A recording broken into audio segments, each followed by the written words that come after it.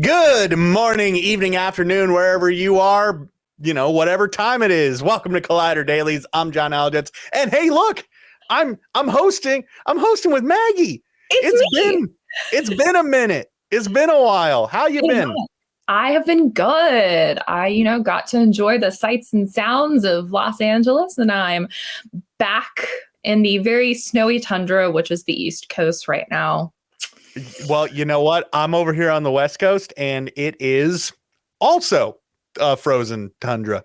I'm here in Washington State, and it's it's an ice cube. It's a tale of two Washingtons, and both of them are snow laden.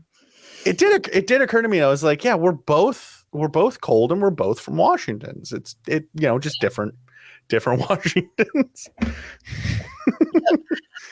But anyways, if you're watching this is actually pre-recorded, not to like spoil the fun of how this show works for you. But this episode is pre-recorded because as of this recording, assuming that I haven't gotten stuck in said frozen tundra, I'm on a plane flying my way over to Sundance along with a few other Collider folk. I hope you pack your arms really hard and fast and you get there quickly. I just have to get on it. No, I am actually legitimately worried about. There are two things that worry me about this trip. One is obviously planes being canceled, which there's like a very real possibility of that happening with how the weather is in Seattle right now. But also, I don't live in Seattle. I live in a smaller town, like a ways away from Seattle. It's a 2-hour drive for me to get to the airport in Seattle, and I have to cross a mountain. Oh. And I drive a PT Cruiser right now. So I have a feeling chances are not looking good for you, but I hope that the John of the future is safely on a plane right now, heading to a really fun work event. I think I'm just hoping I'll be safe regardless of what I'm doing. If I'm safely still at home or if I'm safely, in the air, whichever one it is. But anyways, so today we have a fun little discussion for you. Maggie is probably the biggest fangirl that I've ever met in my life, which is to have that as my title. That's not even really an exaggeration. You have a long personal history with fandom. I do. A very intense history with fandom. And I feel like we're almost like opposite ends of the spectrum when it comes to fandom, because we're both involved in fandom. We both have our fandoms, but you're like this very intense, very involved sort of fan, whereas I'm a much more casual sort of person. Like, I don't get super involved. I just kind of lurk a little bit. So we have different perspectives on fandom, but I do want to have a little bit of discussion about the nature of fandom, maybe a little bit about the history of fandom and what fandom means to us and all that sort of stuff. But before we get into that, Maggie, what are probably your big fandoms right now? The ones that you are the most active within? So I would obviously say Star Wars. I feel like that is very much a given. It is one of my longest running fandoms. I would say Star Trek is another one, even though I don't necessarily engage on the same level as I do Star Wars, but I would still consider that to be one of my big fandoms. And then I'm trying to grassroots a Rebel Moon fandom right now with some of my friends. You are trying so hard. I see you on social media posting about it, and I'm like, I'm rooting for you, but I don't think it's gonna happen, Maggie. I will make it happen. I think by the next movie, we'll get some sort of grassroots fandom started. But I think that that's what's so fun about fandom is that you do have to have people who are willing to like put the effort in to make that fandom a space that people want to come into it. I mean, that's kind of how fandom has always been created. You have a few like really loud, really excited people who are then like trying to spread the word of it, and get other people invested, and finding the things within those like those properties that catch people's interest, and like going after people that you're friends with that are like, this is something that I know you like engaging with. Try this thing, you might enjoy it. And it's fun that like all three of those things are sci-fi, because that's very much something that's like just always been the thing that I gravitate towards. Like as a kid, it was the Farscapes, the Stargates, the other stars, the Star Wars, the Star Trek, those things. Pretty much anything Gene Roddenberry came up with. You know, Earth Final Conflict was something I like was obsessed with as a kid. Andromeda. So sci-fi is very much, and I think that kind of lends itself to where we're going with this discussion, because sci-fi is very much like the original fandom. Star Trek in particular is really the one that was the I guess the architect of fandom spaces as we know it today, both with like fan fiction and fan works and cosplay and conventions. So it's fun, and it's fun to engage and get people invested in things in the same way you are. So you're spot on that the Star Trek fandom is really the model for modern fandom. But do you know what the actual like, or at least what is believed to be the first fandom? Do you know what it is? Off the top of my head, I want to say Sherlock Holmes. It's Sherlock Holmes. Yeah. I was gonna say that's the one that was like aggressive, and you know, very much still a great example of modern fandom too, because you had a fandom that was coming up with their own alternative endings for, you know, Sherlock Holmes, that they were chasing down Sir Arthur Conan Doyle and complaining about his choices. And then you have like the first example of a writer choosing to be spiteful towards his fans because they were insufferable. And he wanted to spite them, which we see happen in modern fandoms today. We see showrunners who seem to actively hate their fans and say things that they know like willfully pokes the bear. So it is interesting. Yeah, so the two, based on the research that I did, the little like preliminary research that I did before coming to this episode, the two oldest fandoms that we know of are the Sherlock Holmes fandom and the model train fandom. Oh, yeah. That makes sense. Yeah. Now, going back to something that you said a little bit earlier about how your big fandoms are all connected by being sci-fi, do you find your fandoms being like in the same genre or having that connective tissue, does it make it easier for you to be a part of multiple fandoms? Because I like the fandoms that I am active in, admittedly, like as I said, I'm not super active in, are not as connected as that. Like I'm a part of the like rhythm game fandom, like doing controller mods and stuff like that and talking to controller modders. I didn't do that one, but you know, all that sort of stuff. And then there's like the boomer shooter fandom, because you know, I like my Dooms and my Quakes. And then like, you know, and then of course there's a Star Wars fandom, which I am a part of, and the Max Payne fandom and all those sort of things, where it's like, there's not really a lot of connectivity in there, a little bit in that they're games, but that's about it.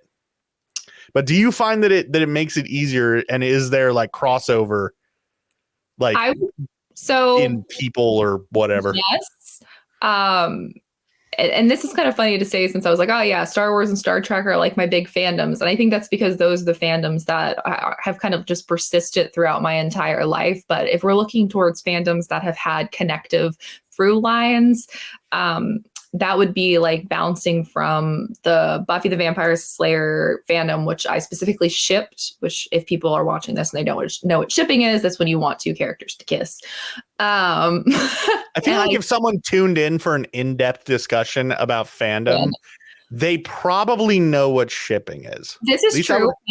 I do have a teacher's heart where I want to make sure that people are on the same page so that they can all enjoy and understand things kind of at the same level. So that is what shipping is. We're not sending them via UPS or DHL. We just want these two characters to kiss and have a happily ever after. So very early on, like when I was probably way too young to watch Buffy. I very much wanted like Spike and Buffy together. So Buffy was some of like the first early like internet content that I sought out as a kid. Then I moved on to wanting Phoebe and Cole together on Charmed. Then I moved on to like the next enemies to lovers relationships throughout different shows. Like my big one was Once Upon a Time, Captain Swan, then Reylo with Star Wars. Then, you know, I got really interested in Rings of Power because there was, you know, a bit of an ETL vibe there that you can play with in the non-canon realm. And there's some of that in Rebel Moon as well. So I do find that I gravitate towards shows that have ETL, which is enemies to lovers. And I have people who have been like consistently in my fandom experience for many, many years. There is a video GIF creator that I think I have interacted with on basically every forum that you can for the last maybe 15 years, from like LiveJournal to YouTube to early Twitter to Tumblr, back to Twitter, TikTok, those kind of places. And that's like somebody who has always gravitated towards the same ships as me. And like, I've kind of like, we're mutuals on Twitter and stuff now, but there's like, that's, you know, part of fandom, which is so interesting and kind of goes back to what I was talking about with Rebel Moon. And like, when you have a group of people that have kind of migrated from different property to different property, you more or less know that you can count on them to eventually get on board with whatever you're excited about. And I think that's what's so fun about fandom, because even if something goes away or like interest in a TV show or a series or a movie kind of fades, you can still count on finding those same people on the next big property and having that kind of shared communal experience continuing kind of ever on, which that's the thing I love about fandom is community.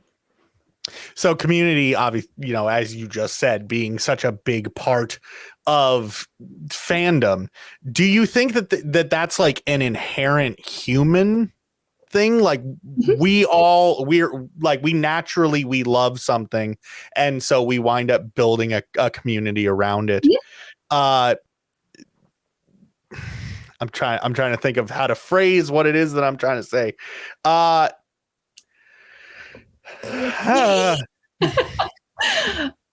jump in to fill the dead air. I wish I had my glasses on so I could push them up my nose and be like, well, anthropologically speing. I was trying to get us to the anthropology. Yeah. I was like, let me just be Ross Geller. You got where I was going. Anthropologically speaking. Fun fact about both of us. Yeah. We actually both, while we were in school, studied anthropology. Yes, I actually have my master's in it. So you have a master's in it. I had a minor in it. So like my knowledge is significantly less, but it's still there. It is. Have I ever used that minor? No. You know what? I would disagree with that statement. I think that you use it every day when you are engaging with media, because fundamentally the stories that we engage with are built on the philosophies that are inherently linked to humanity, which is what anthropology studies.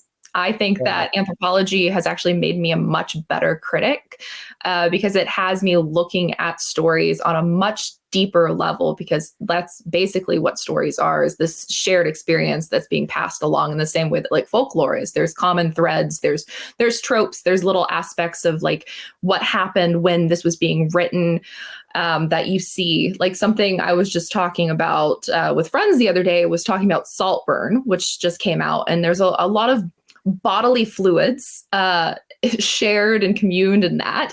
And I think the bathtub, the vampire scene, there's a lot to it. And I think that was born out of the pandemic, because the idea of, you know, interacting with other people's, you know, saliva and things like that was so taboo and so foreign for, you know, a few years there. And that's something that I'm sure down the line, there will be people who are looking at the culture of films as a response to what we went through collectively. So, I mean, that you're always going to use the anthropology that you studied. All right, fair enough. I kind of half expected you to go in like a far cheesier direction when you started that sentence. That's why people who are watching the video are probably like, why did John make a face when she started talking? Is because I expected it to be a far like cheesier statement than it wound up being. That is, instead, you just turned it into a fair, solid point. But anyways, back to the idea of analyzing fandom through an anthropologist's lens. do you think that is there similarity between, you know, the community building that goes around with fandoms and something like, I don't know, story time around the campfire for cavemen, or even if we want to get real blasphemous, maybe some like early cults? Yeah, 100%. I mean, even the way I was describing like going out and trying to recruit people into a fandom is by by nature like a hallmark of a cult. And it's also like there's aspects of like religion. You know, it's something I've discussed about the Star Wars fandom a number of times, is the fact that there is a really strong adherence to canon. In an almost frightening way, that like once somebody has solidified something as their interpretation of canon, to go against that is treated as blasphemy. And like there's very much this idea of like in and out groups and like which canon you choose to acknowledge, which is very like the diversification of religion and different interpretations of like the sacred text, which is hilarious that The Last Jedi is a film that has had such a strong reaction, because it literally takes those secret texts and says, who needs them?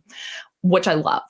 But that's very much like a great example of how fandom can become a form of religion. But to go back to the point that you made about like the shared experience of like telling stories around the campfire, something that I was like working on studying in my master's program before some of the like the way that the program worked changed, was specifically about women's role in fandom and how it reflects women's role in culture. And of course, this is getting very much down on like the binary.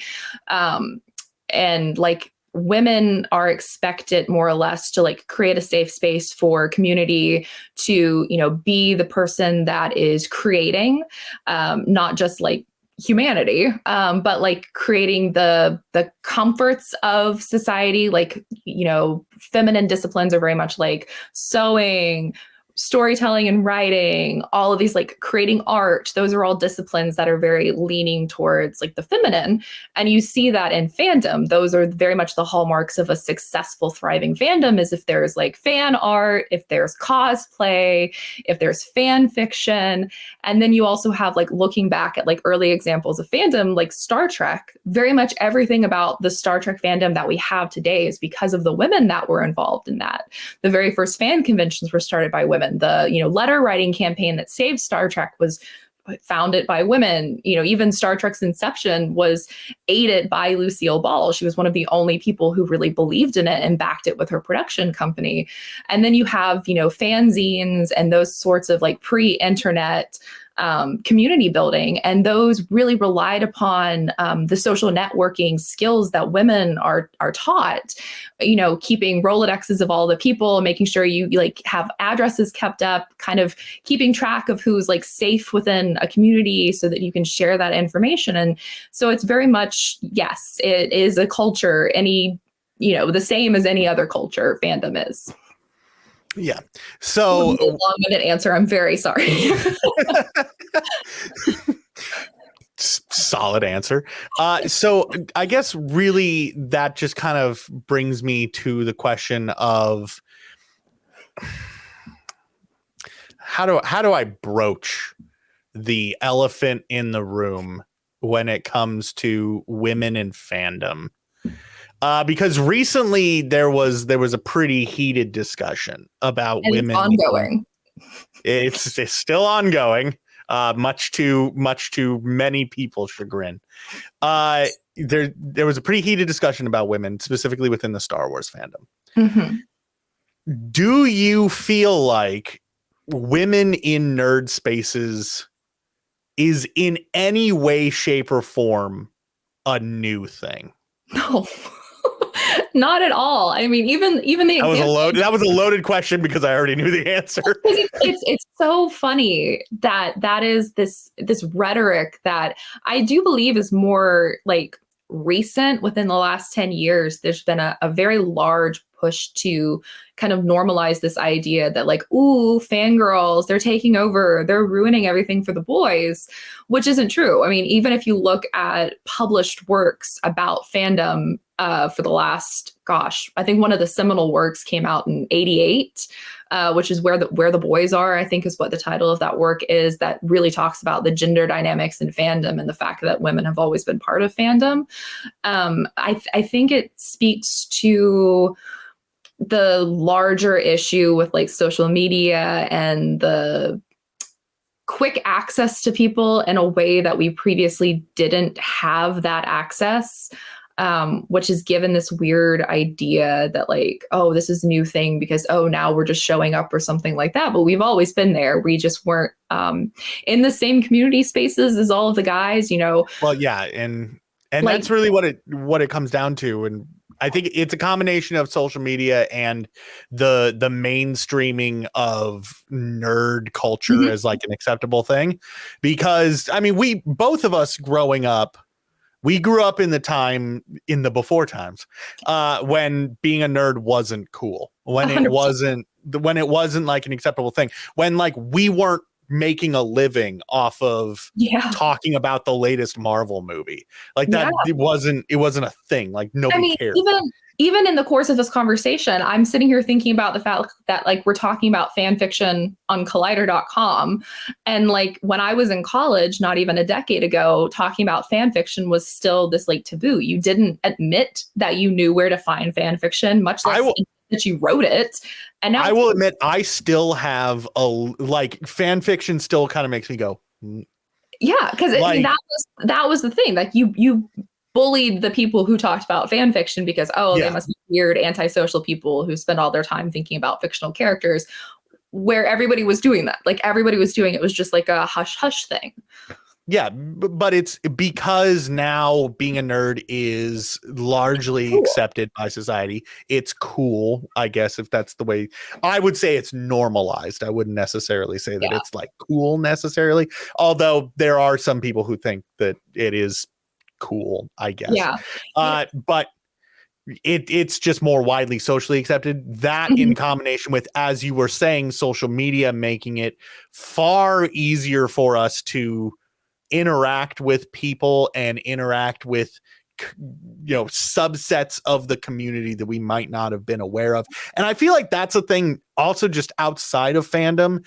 It's just a larger world thing. Like a lot of people, you know, talking about like, oh, I feel like crime's going up or, you know, things of that nature. And it's like, no, it's not. It's actually statistically going down. It's just that you're far more aware of what's there than you were before. I mean, your comment about streamlining of fandom and like the ease at which we are able to access a lot of people's thoughts all at once is very, very recent. But, you know, thinking back to, and I'm sure this is a shared experience that you have, you would seek out smaller and nicher subsets of those fandoms, and you would join like a private live journal group where it would be like you and maybe 100 other people who all like this one specific aspect of a TV show, and you didn't engage with the other side of that fandom. Or somebody would be like, hey, I'm going to start this like GeoCities or, you know, what was the Angel Fire. I'm going to start a website for this. We'll just have like a chat board on there, and that's where we'll have our conversations. Or, you know, something like that. You weren't really on Twitter where you see everybody's thoughts all the time, a constant stream of opinions you agree with or don't agree with. You no longer live so much in that echo chamber of, you know, isolation. And I think that's really where the shift came with like, I was on early Tumblr and early Twitter when the fandom was kind of really fully birthed in those two locations. And there was like a weird point where like people still didn't really know like how public did they want to associate like their name with their fandom. And it's been really interesting to see that change and this, you know, normalization of fandom and fandom spaces. And it's been both good. I think it's been really great to see like a whole new generation coming up in an age where they don't have to hide the things that they're like in love with, the things that they're passionate about. They don't have to hide that. But I think that is a very much a double-sided sword, because you're seeing a lot of very extreme, very regressive opinions being born out of that access, which is very frightening on a whole different level. And that can be like a follow-up episode we do about like the return of purity culture in fandom, because that's a whole nother fascinating thing. It's very fascinating to see this. We're going to get into it actually, because here's the thing. I don't understand that thought process. I never have. The idea of like, I have to protect my fandom. I have to protect from other people joining it. I do not understand it. And I'm speaking to a very, very specific audience right now when I say this.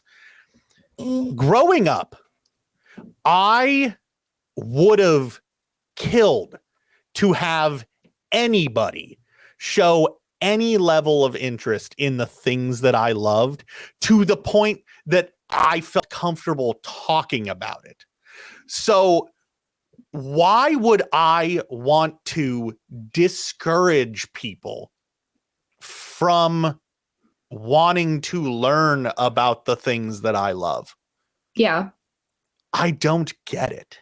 So just recently on TikTok, on D&D TikTok, there was a guy who, I don't know if you're kind of on the outskirts. Yeah, the tourist guy. This guy like just makes an offhanded tourist comment, and D&D TikTok just tears into this guy. Like, just, it was royal. I even had a video queued up, but then I got sick and I didn't wind up posting it. But that is one situation where I really don't get it, because we have a hard enough time getting groups together. Why would you not want new people coming in? Yeah. That video was actually a great example of why I never got into D&D until I was 30 years old, and a video game came out that was like, oh, this actually has things that I'm interested in on like a fantasy level. I'm going to get in that way. And then you had Honor Among Thieves, and I was like, oh, this is cool. This is like stuff that I was too afraid to ask questions about, because that fandom always felt so insular. And so like, don't come into our gated community. You know, they had a gate up. This was a gated community. I felt like I was just like looking over the fence. And that was a perfect example of the gatekeeping that is still so prevalent and pervasive and just like everywhere in fandom. But I do think that it gets back to the root of this like anthropology view that we're looking at fandom, because to have a society is to have an in and out group. And I think we have a serious issue as well with fandom becoming politicized.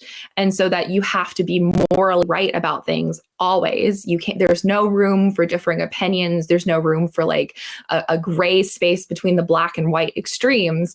And so you have like a very heightened sense of activism. It's basically like fandom is activism, which is fiction is fiction. Like fiction does not have, that's again a whole nother conversation. But I think that's rooted in this idea that you have to be in an in and out group, and that's rooted in, you know, society. And another hallmark of why I believe that fandom and the fandom spaces that we create should be treated as like a culture, because it has all of those same kind of like hallmarks of what makes a culture.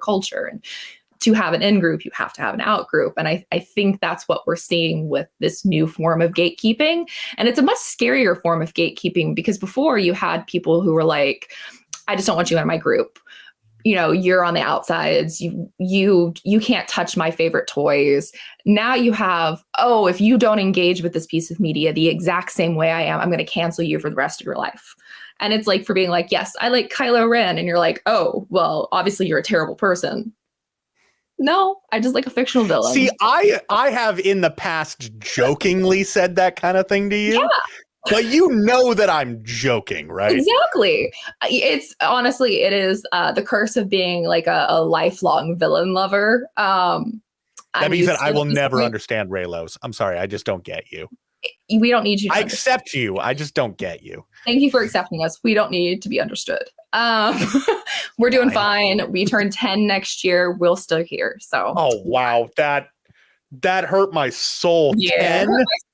Somebody made that comment this morning. I'm like, cool. I'm gonna go buy hair color.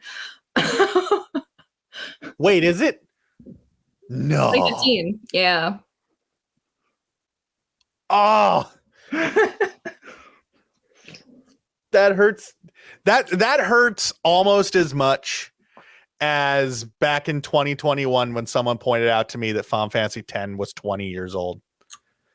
And I was like, my someone get me some Metamucil. Like, Metamucil and a walker. I'm getting old.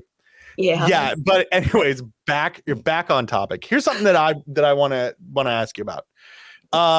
So something that was taught not within anthropology, but was taught within media theory is the idea of the public sphere. And the idea that once a work is out there, there's a discussion that winds up being had about the ownership of the audience versus the ownership of the artist. How do you fall in this sort of things? It also kind of falls into the discussion of like death of the artist, which is something that comes up quite a bit, especially around that one author. Yeah, I exactly know who you're thinking about. Yeah, I mean, it could be anybody. I don't, like, do you think there is validity in the idea that once a work is released out in the public, the ownership of the audience almost does carry a certain degree of weight, and it is something that is worth paying attention to and is worth cherishing, I guess would be the word I would use. I mean, I'm on record saying that most fandoms are in a better place when fans have kind of control of the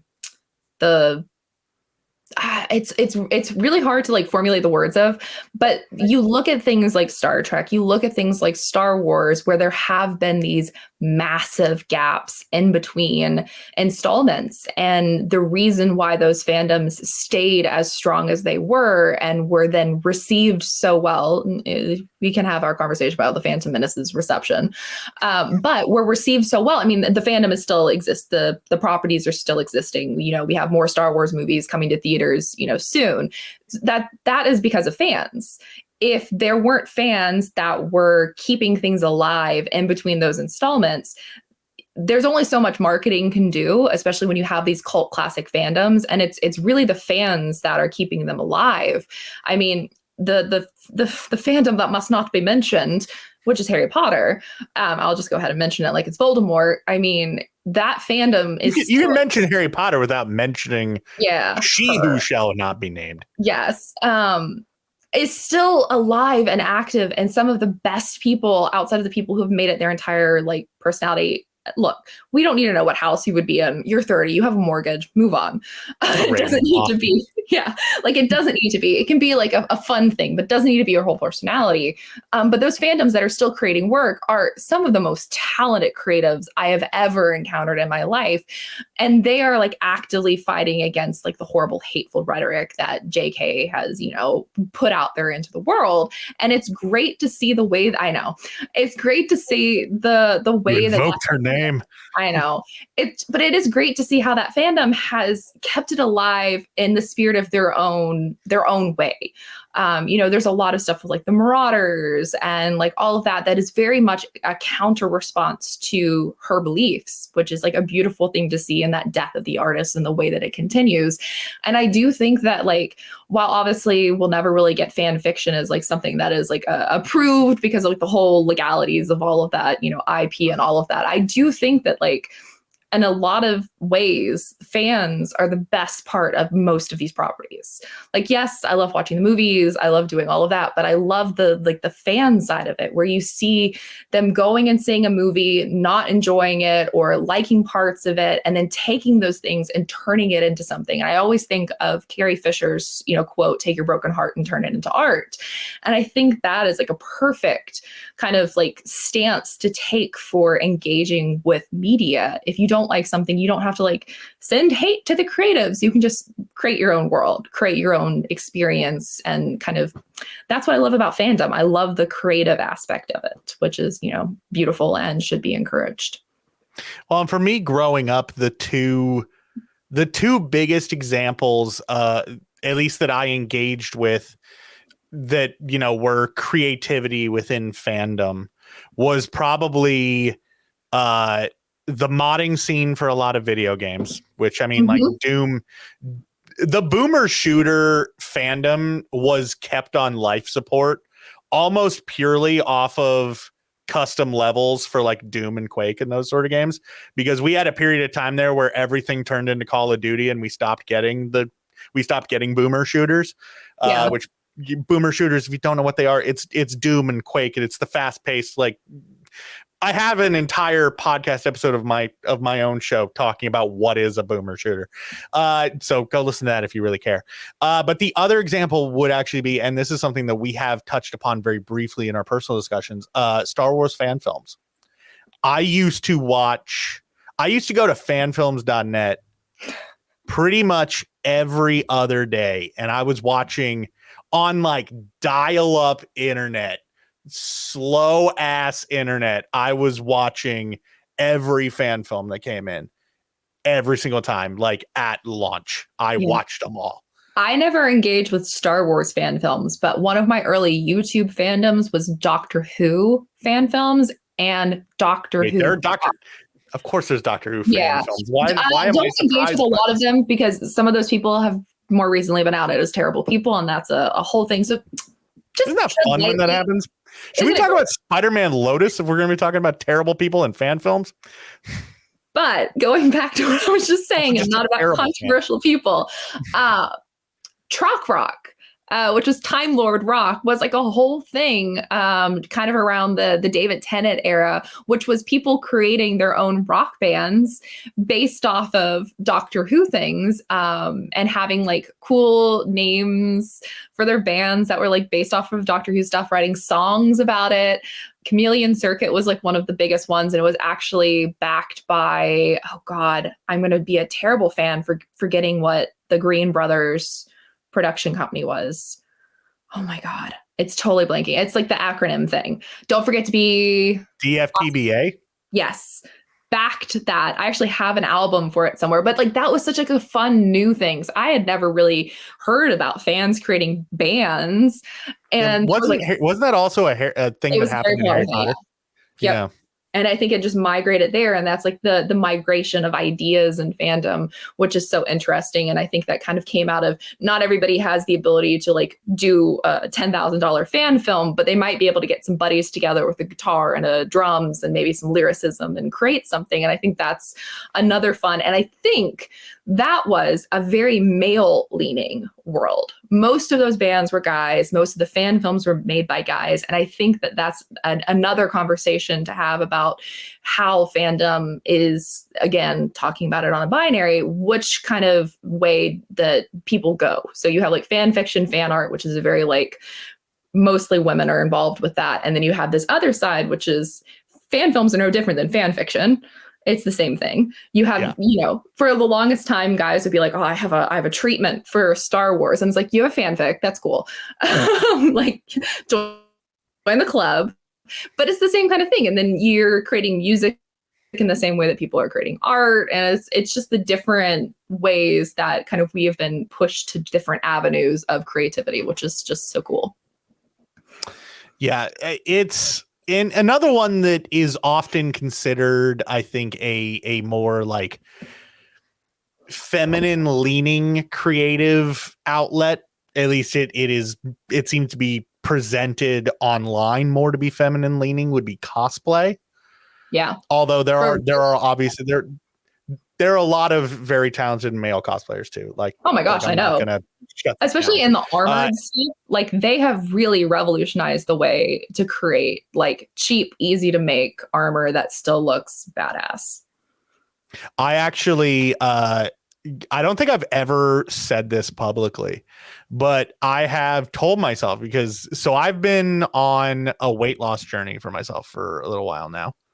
Kind of trying to stop being a big old fatty. Do not put yourself down on a public That's not putting myself down. That is me motivating myself. Okay. But anyways, as a way of motivating myself, I told myself that when I reached a specific weight, which I don't remember what the weight is off the top of my head, I have it written down. It's a weight where I would feel comfortable enough doing this. I was going to cosplay a Power Ranger. Like I was going to, as a reward for myself, I was going to spend the money to get a very nicely made helmet by one of the very talented makers out there, you know, do the suit, do the whole thing. Again, it has to be a weight that I'm comfortable wearing spandex, you know, but So cosplay is something that I've always had a passing interest in. And it is such a fantastic creative outlet, I think, for, fandom. I have mad respect for cosplayers. I have tried to cosplay, but I have never convinced myself that I want to wear a costume like that in public, mostly because I don't want to be perceived. So I mean, I saw your Instagram post and I saw you dressed up in an Anakin outfit. So yeah, that was when I was young, and just to put some hindsight on fandom, I was bullied for wearing that costume to an event with a bunch of other teenagers. And now it is incredibly fun to be able to share that completely unashamed of my greasy, bespectacled, brace face self dressed up like Anakin next to a cardboard cutout. Love that is now like a normal thing to do, because back then that was like hidden inside of like a, lunchbox, hidden inside of a, toy, I don't know, safe or something like that, because I didn't want people to know I was that big of a nerd. I did it once, did it publicly, never again. So yeah, but that's a really good example of how far we've come in fandom. That was something I was like pushed into being ashamed of when I was like 13, and now I'm like, yeah, that's cool. I've been on the stages of people. Do you have like a specific time when you were like, no, you know what? I'm just going to be open and out about how like nerdy I am about whatever it is that you're nerdy about at that moment. It was college, I guess. That's when I got really into Tumblr, and I had a really good friend group. And that was when Once Upon a Time was on, and I was getting really invested in like tracking Nielsen numbers and watching to see when things would be renewed. And I got really involved in like watching when certain sites would get sneak peeks. We had like a schedule. We would always expect it on a Wednesday for the Sunday. And I got very big into like posting about that constantly on like public social media, like Facebook and stuff like that. My memories are an absolute I don't even look at them. Time vault of just there's some cringy stuff on Facebook memories that I don't even look. I get the notification, I don't open it. I do. It's nice walk down memory lane, but like I was even more cringy than I am now. I've toned that down because now I'm older and I work in this industry, and it's less cool to be that much of a nerd all the time when you are adjacent to those fandoms. But I think it was college, and that's when I was like, this is something I'm really passionate about. It's like the one thing that I am passionate about and like love. And I was just like, whatever. And then Star Wars, when I got more invested in that after the decline of Once Upon a Time, I was like, well, this is my personality now. This is my personality from like 6 to 16. So I guess it's time to make that my personality again, because that was right when The Force Awakens, talking about 10 years ago, and social media was really picking up and taking off. And I was like, well, this is my thing. And Star Wars has always been that fandom that I can fall back on whenever I need friends and things to be excited about. And yeah. For me, it was my senior year of high school.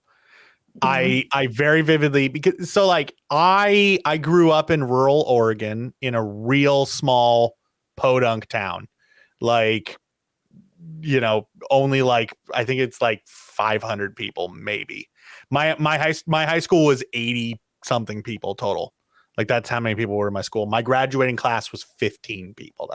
That's how small. So like we had all the same like cliques as your normal high school, but they were like, they were as small as you would expect with that small of a population. So our nerd population was basically me, and that's like it.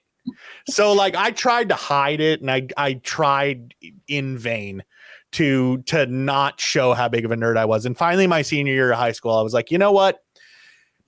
I'm not going to see any of these people probably ever again unless I want to. And so I'm going to let my little freak flag fly, and I'm just going to be whoever it is that I want to be.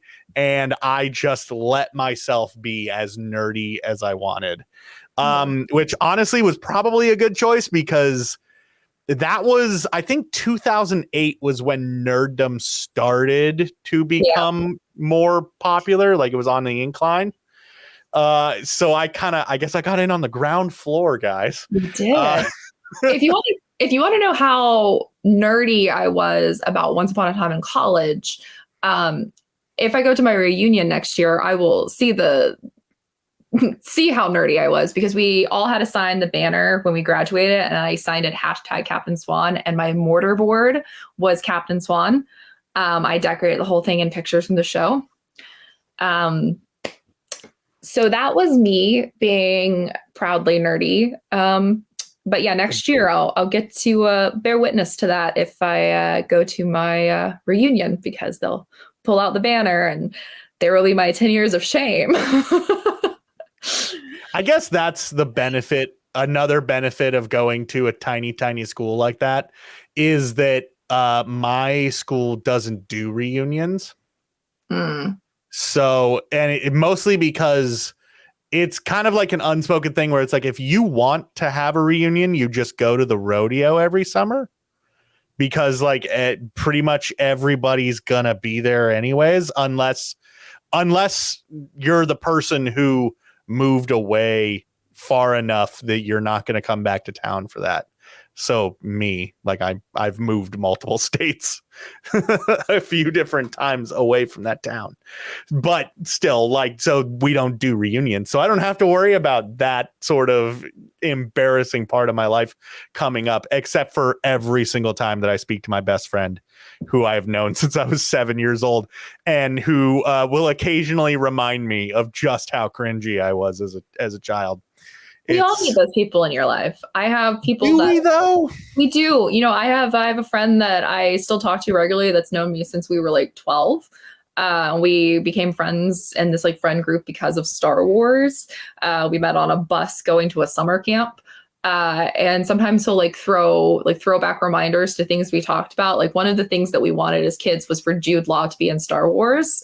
And now he's going to be in Star Wars. Skeleton Crew is coming out. So it was like things that like we were super nerdy about, and like that happened. That actually came true. Like our fan wishes happened. And that's a fun part of having people in your life that have been there for so long in fandom, because they know all of your deepest, darkest fandom secrets. So this is where we're going to kind of like wrap things up a little bit. We only talked for like 45 minutes. It's fine. Oh, you know, it's whatever. So before we do call it a close, though, I feel like we've been very critical of certain elements and of certain issues within fandom. So I want us to sort of end it on the best note that we can. So I want you to like give me your like back of the box blurb favorite thing about fandom. Like maybe it's a memory, maybe it's like a particular fandom that you know, maybe a subset of a fandom that you love, that you want to like particularly shout out, you know, just something that makes you genuinely happy about fandom. Oh, I mean, I could cry for you. When I think about fandom, I think about everything I have in my career is because of fandom. I can map out like a constellation in the stars of everything that has led me to where I am today, sitting here having this conversation with you on Collider.com. Like I can see the movements throughout my life and the groups of friends that pushed me and navigated me and you know, got me to where I am today. And I credit everything I have to fandom. I credit it to the fact that like my mom took me to a Star Trek convention when I was 3 years old to meet Chakotay. Like, and now I have, you know, interview tons of people from Star Trek. I write reviews for Star Trek shows. My words were on a billboard in Hollywood for Star Trek Picard. You know, I just got a Star Wars book that hasn't come out yet. And the back of it has a blurb that I wrote on Collider. And it's like my words are on the back of a Star Wars book that like people are going to hold and read. And I remember when I was a child and going to a bookstore and buying my very first Star Wars book in the expanded universe and like loving Jaina and like wanting to be her when I grew up. And then obviously the expanded universe got, you know, doesn't exist except in our hearts.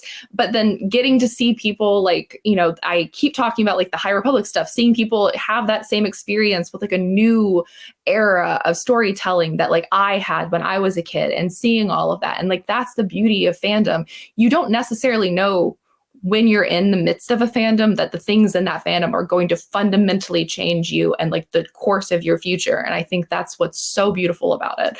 See, I got teary-eyed.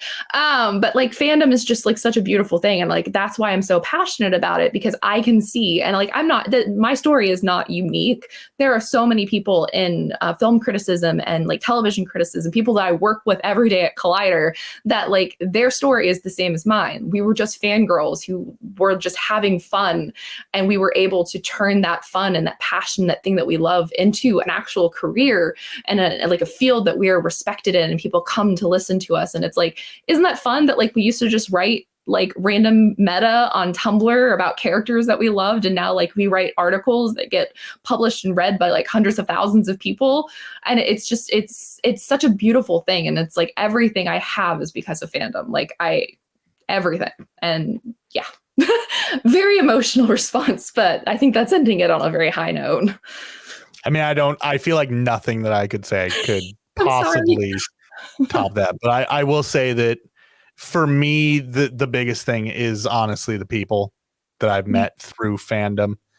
There have been some people who are still friends of mine to this day, from, you know, talking to them on forums and, you know, or like raiding with them in guilds in World of Warcraft and things of this nature. And some of the most heartfelt discussions that I've ever had with people have been people that I have never and will never meet in person, but I got the chance to talk to because we both shared something in common, like loving something so strongly.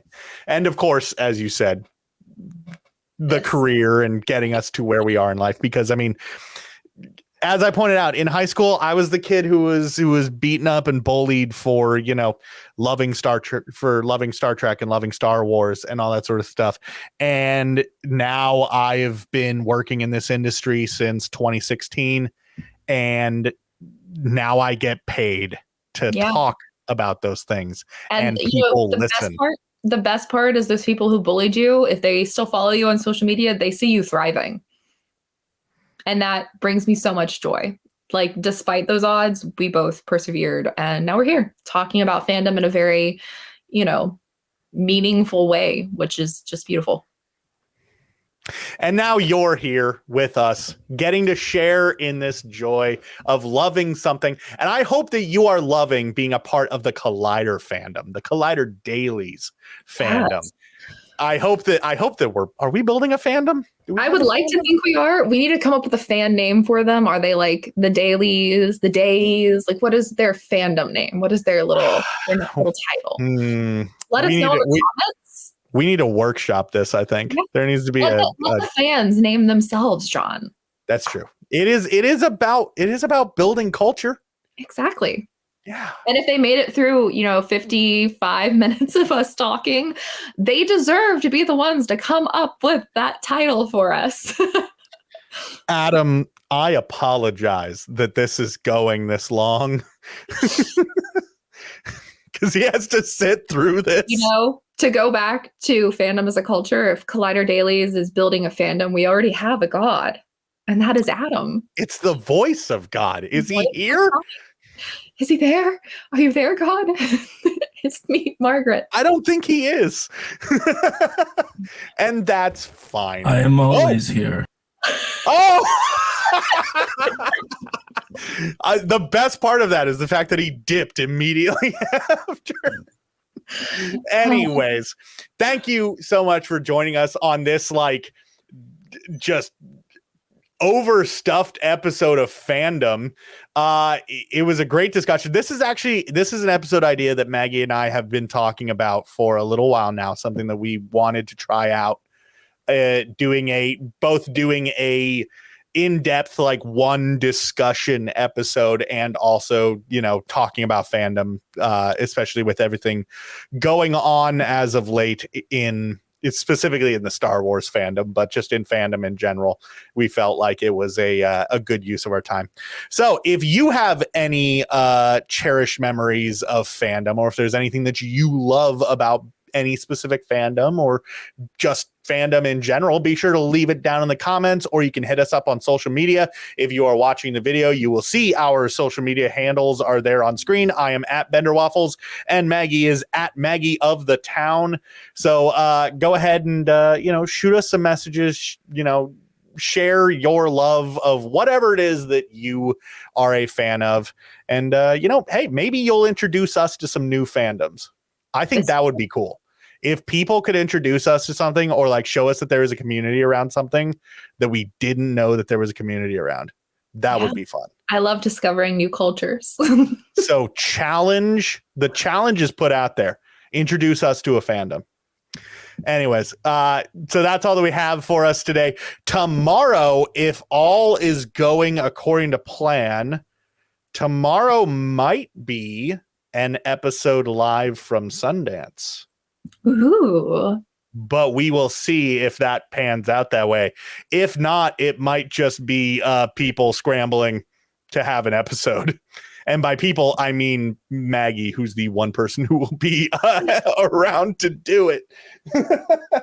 But if you see me or Perry or Steve, then you'll know that it was a success. If you see Maggie, pray for our poor Wi-Fi. Anyways, I hope you have a fantastic rest of your weekend, and we'll catch you next time.